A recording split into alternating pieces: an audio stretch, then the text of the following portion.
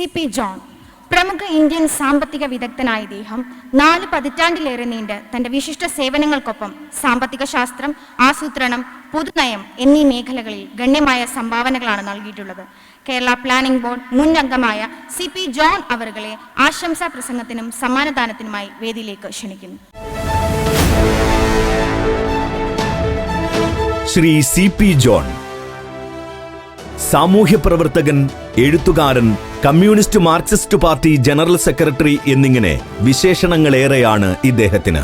1987 ആരംഭിച്ച CMB-യുടെ സ്ഥാപക നേതാവാണ് ഇദ്ദേഹം.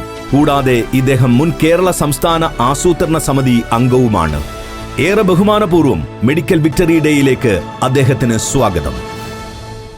ഒരുപാട് മിടുക്കന്മാരെയും മിടുക്കുകളെയും ഒറ്റയ്ക്കൊറ്റയ്ക്ക് കണ്ടിട്ടുണ്ടെങ്കിലും ഇത്രയും വലിയ ഒരു കൂട്ടം മിടുക്കന്മാരെയും മിടുക്കുകളെയും ഒരുമിച്ച് ഞാൻ കാണുന്നത് ആദ്യമായിട്ടാണ്.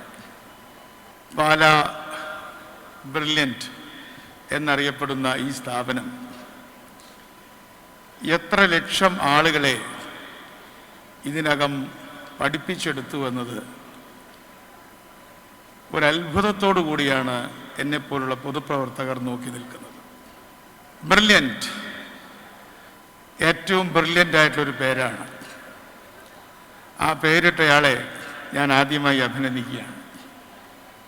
4 പേരിൽ എൻ്റെ സുഹൃത്ത്, ഏറ്റവും അടുത്ത സുഹൃത്ത് ജോർജ് സാറാണ്.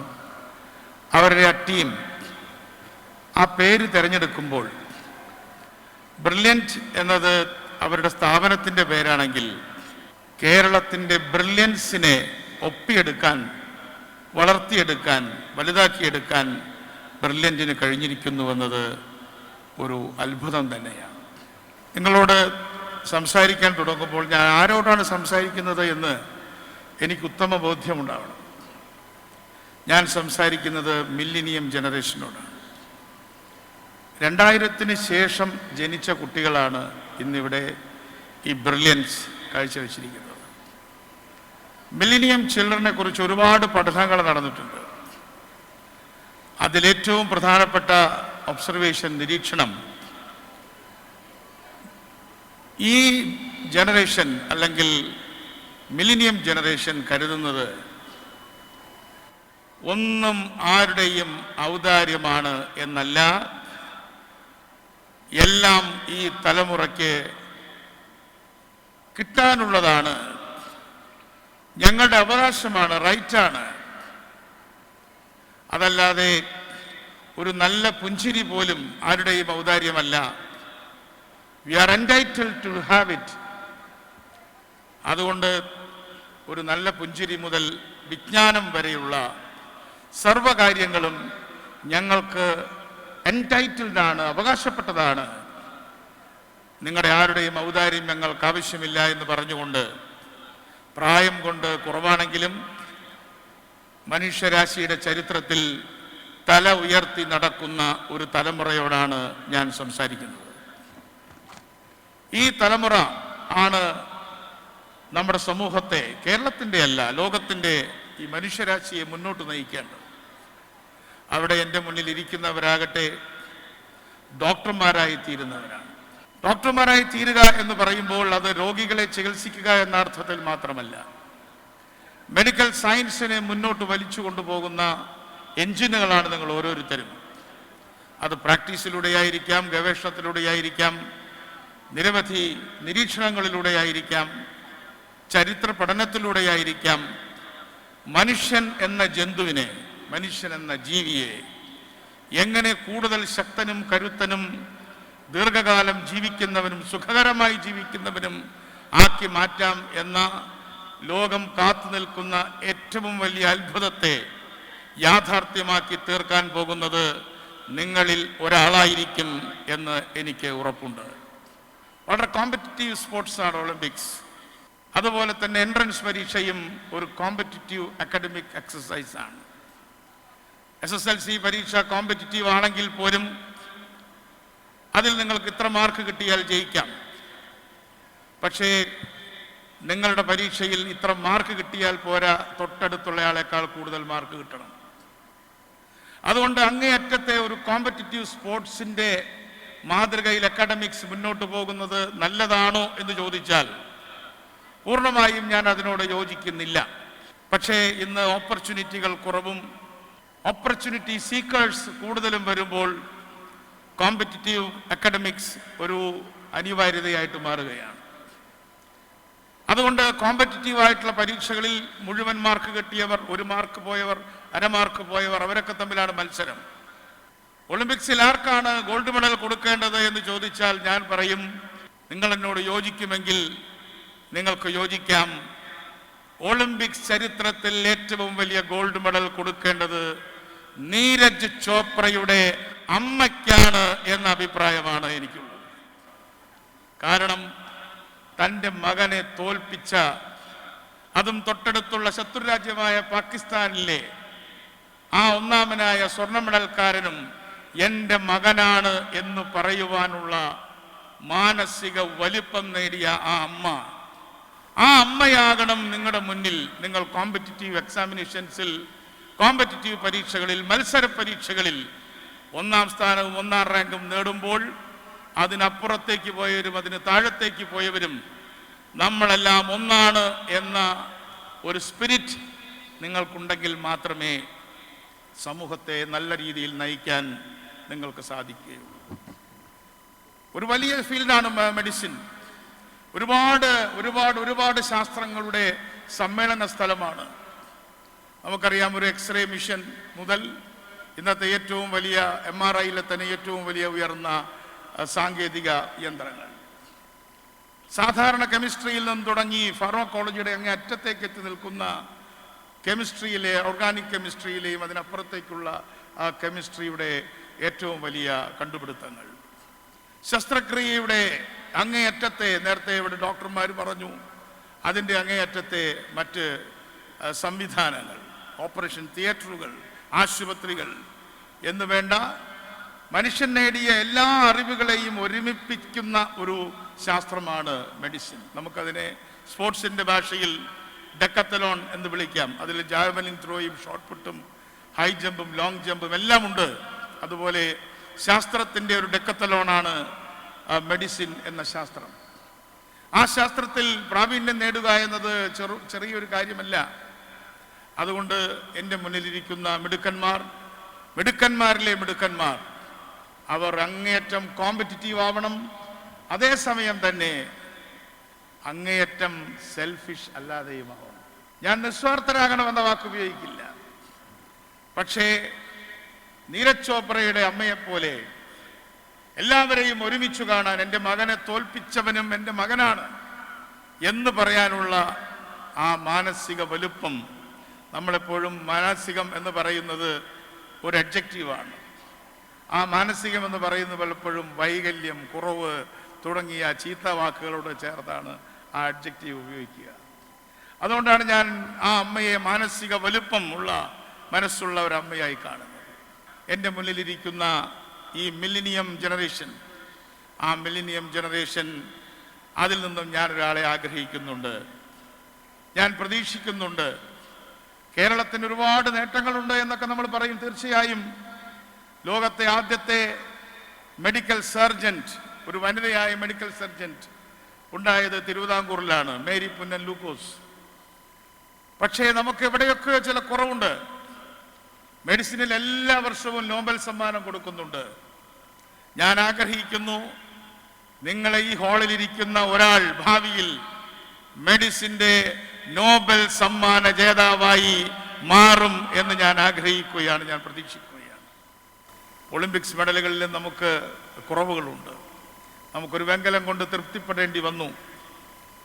നമ്മുടെ ഹോക്കിയുടെ ആ മിടുക്കനായ ഗോൾ കീപ്പർ നമ്മളെ അഭിമാനം കാത്തു എങ്കിൽ പോലും നമുക്കിപ്പോഴും ഒളിമ്പിക്സിൽ ഒരു ഗോൾഡ് മെഡൽ കിട്ടിയിട്ടില്ല. നമുക്കൊരു നൊബേൽ സമ്മാനം കേരളത്തിന് കിട്ടിയിട്ടില്ല. അതുകൊണ്ട് നിങ്ങളിൽ നിന്ന് ഞാൻ ഒളിമ്പിക്സ് മെഡൽ ചോദിക്കുന്നില്ല. പക്ഷേ ഞങ്ങളുടെ തലമുറയ്ക്ക് അവകാശമുണ്ടെന്ന് എനിക്ക് തോന്നുന്നു. നിങ്ങളിൽ നിന്ന് മെഡിസിൻ്റെ ഒരു നൊബേൽ സമ്മാനം ഞങ്ങൾ ആഗ്രഹിക്കുന്നു, ഞങ്ങൾ പ്രതീക്ഷിക്കുന്നു. ഒപ്പം തന്നെ നമ്മുടെ നാട്ടിലെ പാവപ്പെട്ടവരെ ചികിത്സിക്കേണ്ടവരും നിങ്ങളാണ്.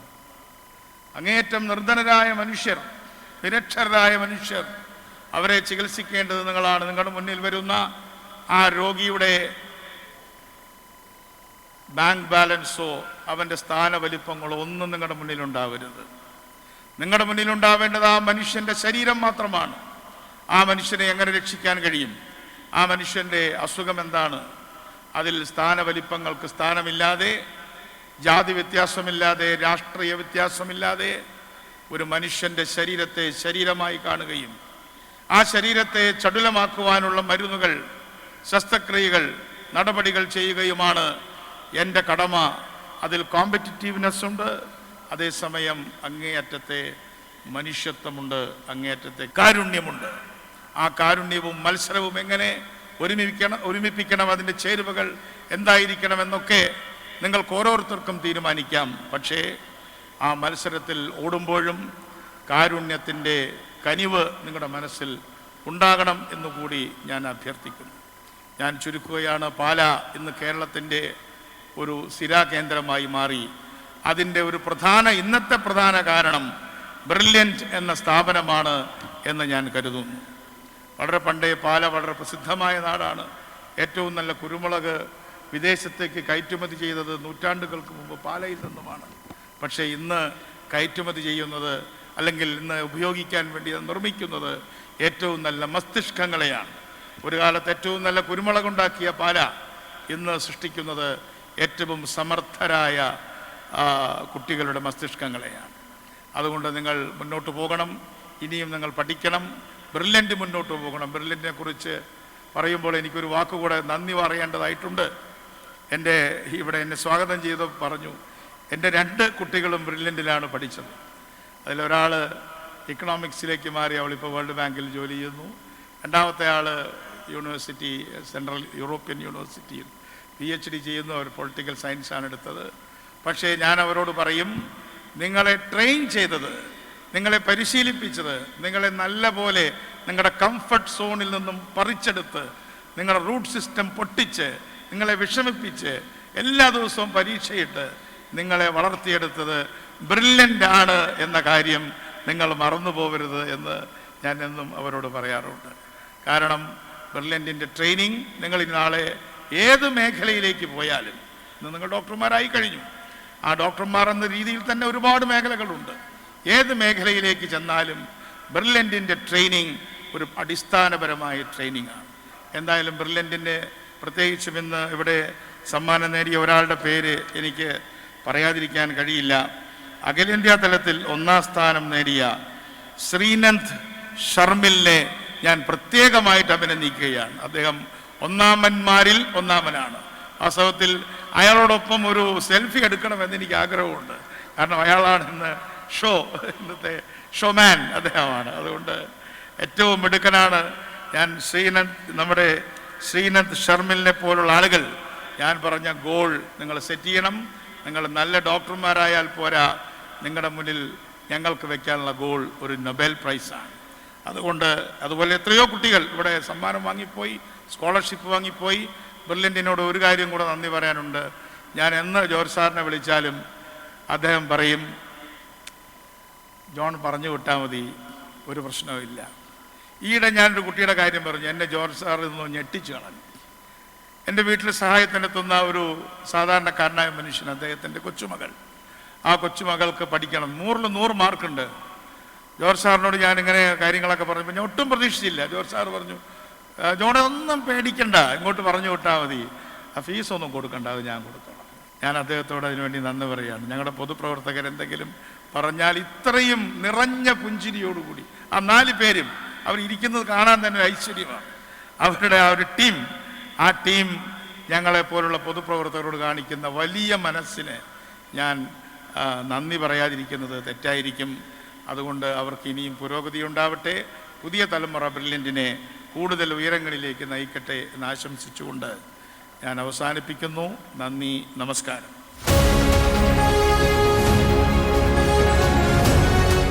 എബി ജോസ് 710 മാർക്കോടെ 2024 നീറ്റ് പരീക്ഷയിൽ ഓൾ ഇന്ത്യ റാങ്ക് 201 കരസ്ഥമാക്കിയ വിദ്യാർത്ഥിയാണ് തൃശൂർ സ്വദേശി എബി ജോസ്. റിട്ടയർഡ് ഉദ്യോഗസ്ഥനായ ജോസ് എം എയുടെയും ഷെർലി ജോസിന്റെയും മകനായ എബി ജോസിനെ 1,00,000 രൂപ ക്യാഷ് പ്രൈസും ഗോൾഡ് മെഡലും മെമന്റോയും നൽകി ആദരിക്കുന്നു. Ebi Jose, who bagged 710 marks and All India rank 201. He is awarded with 1 lakh rupees gold medal and memento. Gayatri Laljit, NEET score 706, NEET rank 409, നേടുന്നു 50,000 രൂപ cash prize, gold medal and memento. അടുത്തതായി Devananda Rajesh, 705 mark, 483 rank, 25,000 രൂപയും gold മെഡലും മെമന്റോയും. അടുത്തതായി അരവിന്ദ് ചന്ദ്രൻ, NEET score 703, NEET rank 858, നേടുന്നു 10,000 രൂപ gold medal and memento.